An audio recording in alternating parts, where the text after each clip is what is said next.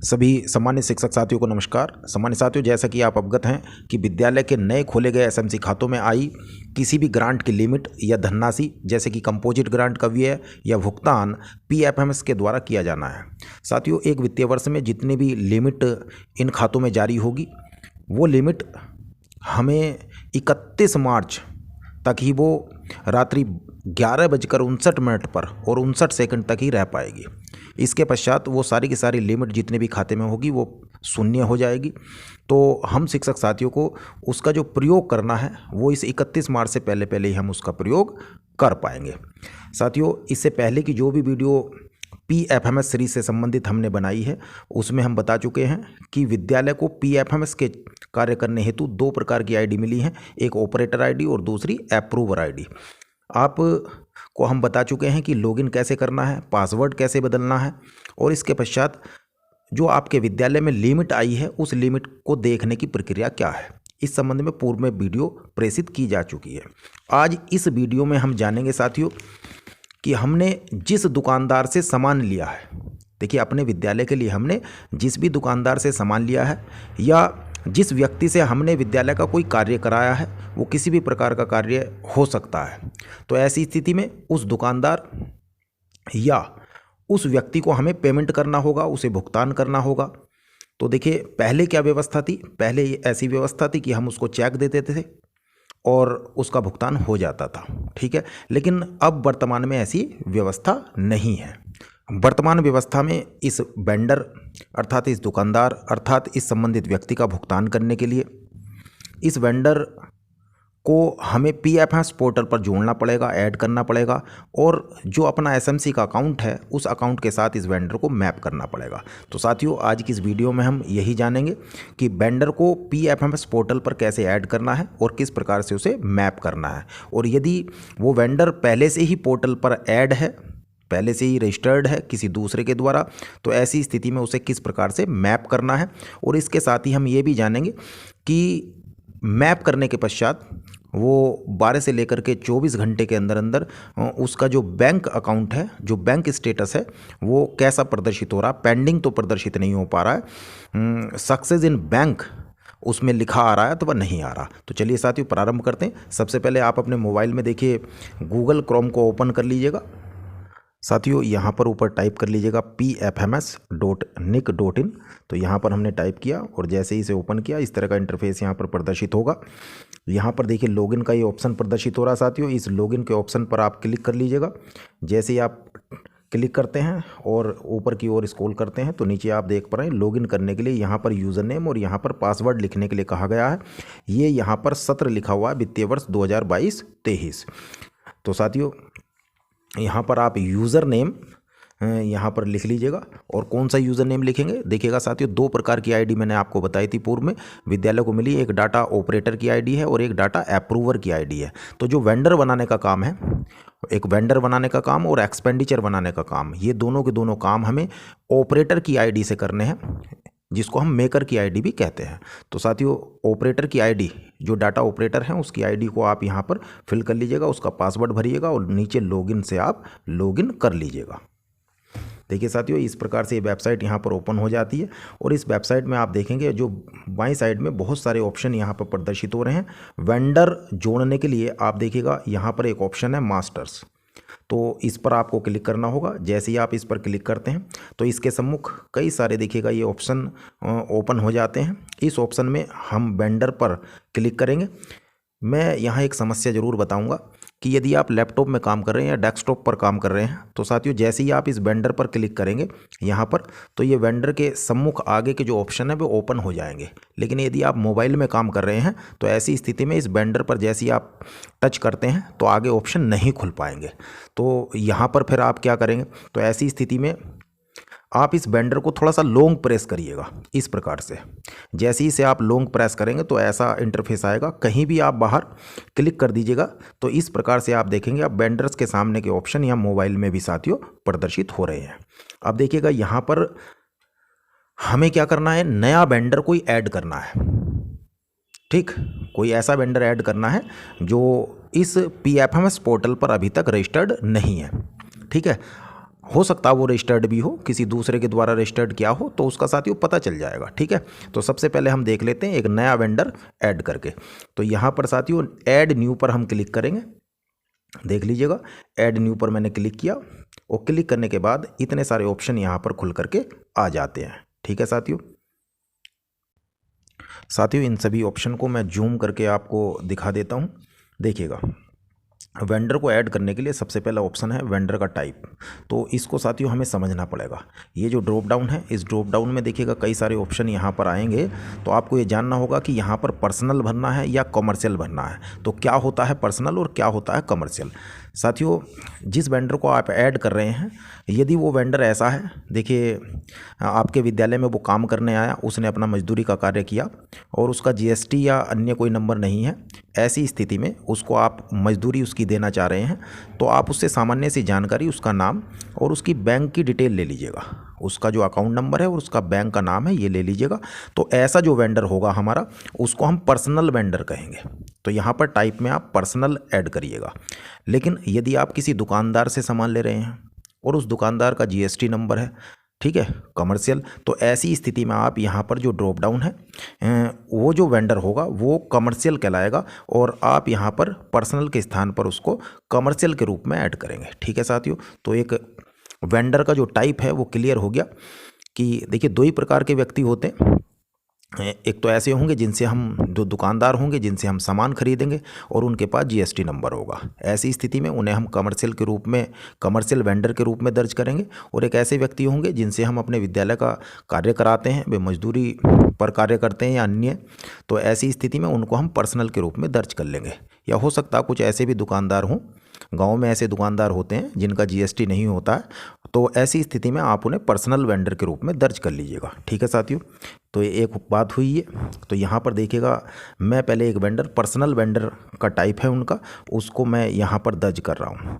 तो दर्ज करने के बाद देखिएगा यहाँ पर बहुत सारे कॉलम साथियों हैं। डेट ऑफ बर्थ है, आधार नंबर है, जीएसटी नंबर, पैन नंबर, अब बहुत सारी चीज़ें हो रही। तो हम देख लेते हैं अनिवार्य कॉलम कौन कौन से हैं। ठीक है, कौन कौन सी चीज़ें भरी जाएँ। इसके साथ ही यहाँ पे देखिएगा उसका फादर और हस्बैंड का नेम, एड्रेस, पिन कोड, बहुत सारी चीज़ें यहाँ दी हुई हैं। और इसके साथ ही नीचे देखिएगा बैंक की डिटेल भरने के लिए भी कहा गया। तो इतने सारे कॉलम ये हो रहे हैं। सबसे पहले साथियों एक ट्रिक हम अप्लाई करते हैं और देख लेते हैं कि कौन कौन से कॉलम अनिवार्य रूप से भरने हैं, जिन जिन की आवश्यकता है। ठीक है साथियों, तो देखिएगा नीचे आप यहाँ पर ये सेव का जो ऑप्शन है, इस पर आप क्लिक करिएगा। जैसे ही आप इस पर क्लिक करते हैं तो देखिएगा यहाँ पर रिक्वायर्ड रेड कलर से लिख करके आ गया रिक्वायर्ड, यानी कि इसमें जितने भी यहाँ पर कॉलम आ रहे थे, उन कॉलम में देखिएगा एक यहाँ पर रिक्वायर्ड आ चुका है, अर्थात हमें वेंडर के नाम की ज़रूर भरना है, नाम की आवश्यकता है। एक हम देखिएगा यहाँ पर रिक्वायर्ड लिख करके आ गया है। एड्रेस की जो लाइन 1 है वो उसका सिटी और उसके बाद उसका मोबाइल नंबर। तो देखिएगा बस इन्हीं चीज़ों की रिक्वायर्ड हैं, इन्हीं चीज़ों के बिना काम नहीं चलेगा। तो साथियों आप वेंडर का नाम, उसका स्थान और उसका मोबाइल नंबर इतना पता कर लीजिएगा और नीचे उसका अकाउंट नंबर और वो जो अकाउंट है वो कौन से बैंक में है, इन 5 चीज़ों की जानकारी अपने पास रख लीजिएगा। चलिए एक वेंडर मैं आपको साथियों ऐड करके यहाँ पर बता देता हूँ किस प्रकार से ऐड करना है। ठीक है, तो नाम हम भर लेते हैं यहाँ पर साथियों। चलिए मैं जल्दी से उसका नाम भर लेता हूँ। देखिए नाम मैंने भर लिया है वैशाली, और यहाँ पर एड्रेस लाइन में भर लिया है JITRA जैत्रा, यहाँ पर सिटी हुआ धामपुर, और इसके पश्चात मोबाइल नंबर। चलिए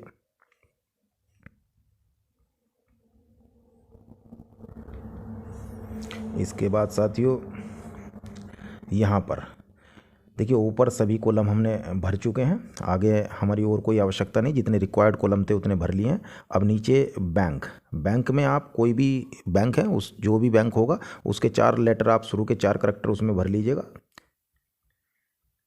तो देखिए इस तरह से यहाँ पर आ गया स्टेट बैंक ऑफ इंडिया है, तो स्टेट बैंक ऑफ इंडिया को मैंने यहाँ पर जो है सेलेक्ट कर लिया है, और इसके पश्चात यहाँ पर मैं अकाउंट नंबर भर देता हूँ। ठीक है साथियों, चलिए अकाउंट नंबर भर लेते हैं।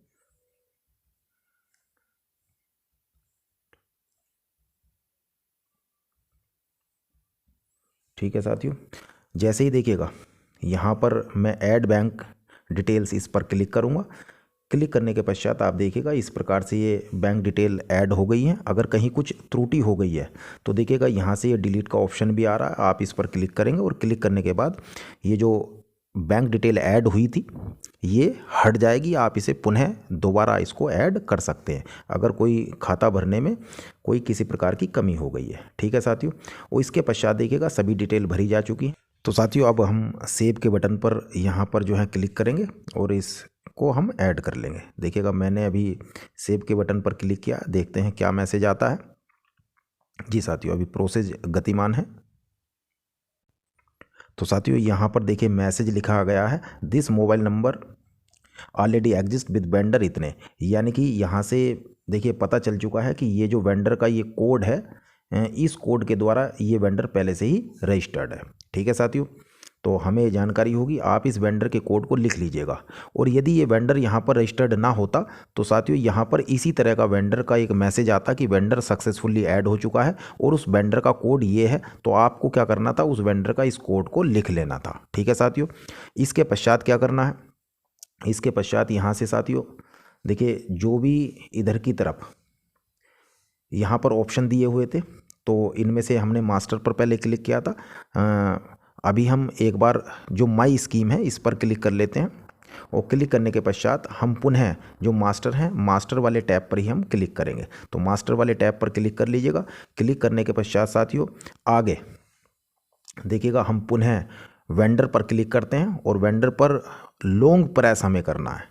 तो साथियों वेंडर पर हम लॉन्ग प्रेस करेंगे, उसके पश्चात बाहर कहीं भी देखिए ये जो वाइट कलर की स्क्रीन है इसके बाहर हमें टच करना होगा। जैसे ही हम बाहर टच करते हैं तो देखेंगे वेंडर के सम्मुख भी 4 ऑप्शन, यहाँ पर 5 ऑप्शन खुल गए हैं।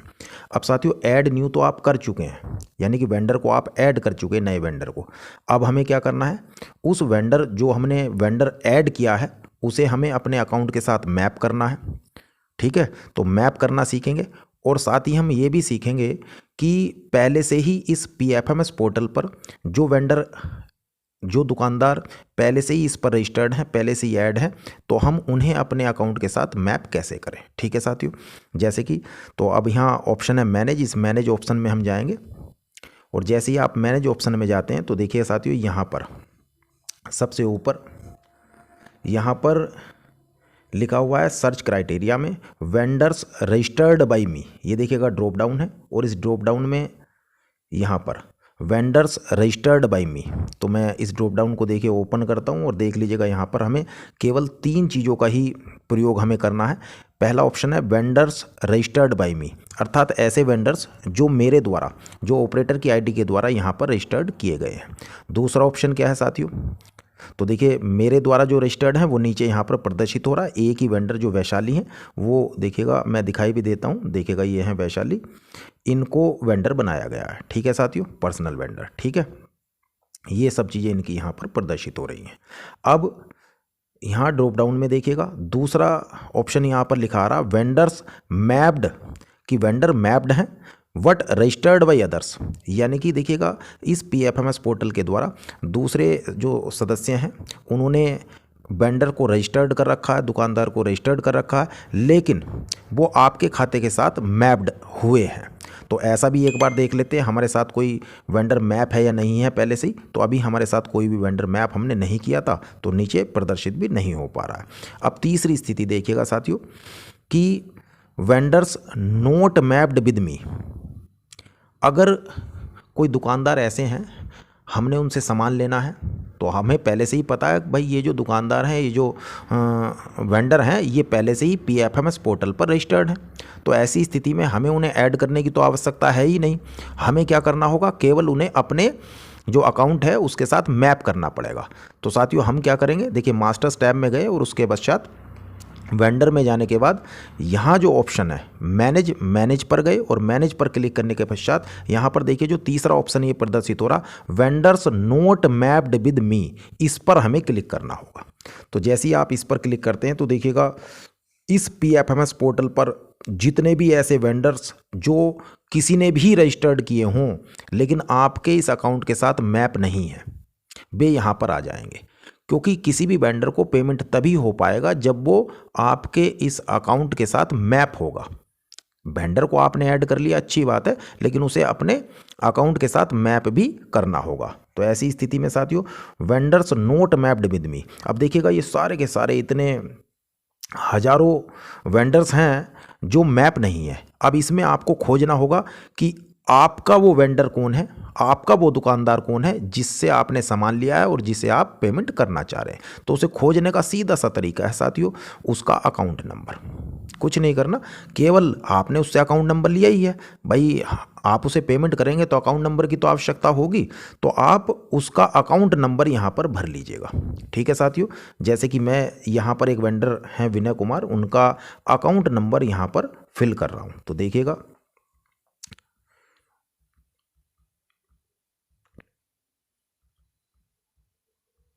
जैसे ही मैंने इसे फिल किया और फिल करने के पश्चात नीचे एक सर्च का ऑप्शन है, इस सर्च के ऑप्शन पर मैं क्लिक करता हूं।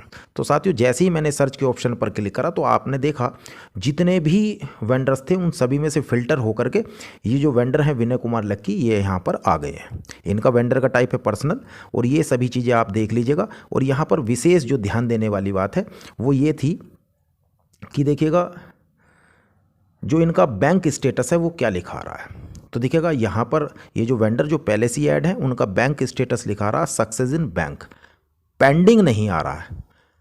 अगर आप कोई वेंडर यहाँ पर ऐड करेंगे तो वो 12 से लेकर के 24 घंटे लग जाएंगे, उसका जो बैंक स्टेटस है वो पेंडिंग प्रदर्शित करेगा इतने, और 12 से 24 घंटे के बाद ही यहाँ पर लिखाएगा सक्सेस इन बैंक। तो आप ध्यान रखिएगा किसी भी वेंडर को जब ऐड करेंगे तो ऐड करने के बाद उसका बैंक का स्टेटस ज़रूर यहाँ से चेक कर लिया करें।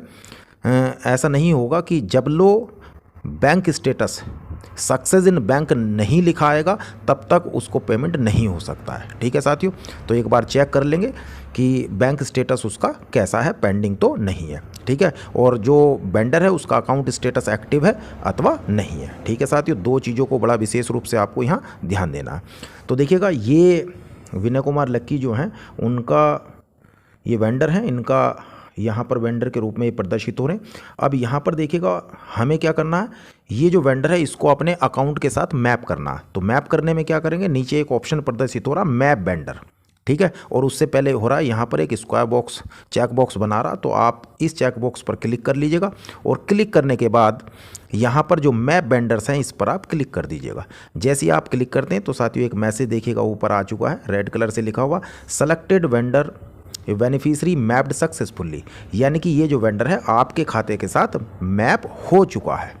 ठीक है साथियों, और मैं इस चीज़ को देखिए प्रदर्शित भी कर देता हूँ। यहाँ पर देखिएगा वेंडर्स नोट मैप्ड, इसमें हम यहाँ पर क्लिक करेंगे और क्लिक करने के बाद यहाँ पर हम वेंडर्स दूसरा वाला जो ऑप्शन है उस पर क्लिक करेंगे कि vendors mapped but registered by others. तो जैसे ही मैं इस पर ऑप्शन पर क्लिक करता हूँ साथियों देखिए दूसरे वाले पर, तो नीचे देखिएगा मिस्टर विनय कुमार लकी यहाँ पर आ चुके हैं जो कि हमारे साथ मैप है। अगर आप ये चाहते हैं कि ये भूल चूक से गलती से ये वेंडर आपका मैप हो गया है, आप चाहते हैं इसको अनमैप करना, तो देखिएगा यहाँ पर एक ऑप्शन इसी के नीचे प्रदर्शित हो रहा, इस वेंडर को आप अनमैप भी कर सकते हैं। ठीक है, यहाँ पर चेक बॉक्स पर आप क्लिक करिएगा और क्लिक करने के बाद आप अनमैप पर क्लिक कर दीजिएगा। ये यहाँ से आप देखिएगा चेक बॉक्स पर क्लिक करिए और करने के बाद अनमैप कर दीजिएगा। तो यहाँ पर एक मैसेज आपका प्रदर्शित हो जाएगा कि ये जो वेंडर हैं selected vendor beneficiary unmapped successfully. अब देखिएगा ये मैप नहीं रहे हैं। तो साथियों जिस भी वेंडर को, जिस भी दुकानदार को, जिस भी व्यक्ति को आप PFMS के माध्यम से अपनी जो लिमिट आई है, जो ग्रांट आई है, उसका भुगतान करने जा रहे हैं, सर्वप्रथम उस दुकानदार अर्थात उस वेंडर को यहाँ पर अपने अकाउंट के साथ आपको मैप करना पड़ेगा। तो ये थी साथियों वेंडर को ऐड करने की प्रक्रिया, फिर उसको मैप करने की प्रक्रिया। और इसमें विशेष बात थी कि जो भी वेंडर होगा उसका आप बैंक स्टेटस जरूर देख लीजिएगा, वो सक्सेस इन बैंक प्रदर्शित हो रहा है या नहीं हो रहा, और उसका जो अकाउंट है वो एक्टिव है अथवा नहीं। साथियों इस संबंध में यदि कोई भी आपकी परीक्षा हो, कोई भी आपका प्रश्न हो, तो आप कमेंट बॉक्स में लिख दीजिएगा, मैं पूरा प्रयास करूंगा उसका उत्तर देने का। इन्हीं शब्दों के साथ मैं अपनी बात को समाप्त करता हूं। बहुत बहुत धन्यवाद। जय हिंद, जय भारत। साथियों अगली वीडियो में मैं बताऊंगा कि जो ये वेंडर है, इस वेंडर को जितना भी पेमेंट, जितना भी भुगतान आप करना चाहते हैं, तो सबसे पहले उस भुगतान का विवरण आपको यहाँ PMFS की वेबसाइट पर बनाना पड़ेगा, जिसको हम बोलते हैं एक्सपेंडिचर क्रिएट करना। और उससे संबंधित एक भुगतान स्वीकृति का आदेश भी आपको बना करके यहाँ अपलोड करना पड़ेगा। तो उस वीडियो में हम जानेंगे कि एक्सपेंडिचर को कैसे क्रिएट किया जाए। इसके बाद साथियों यहाँ से जो हैं, आप ऊपर मैं जूम करके दिखाई देता हूँ, देखिएगा यहाँ पर लॉग आउट का ऑप्शन है। तो अपनी जो ये वेबसाइट है, यहाँ पर लॉग आउट पर क्लिक करिए और क्लिक करने के पश्चात आप लॉग आउट हो जाए।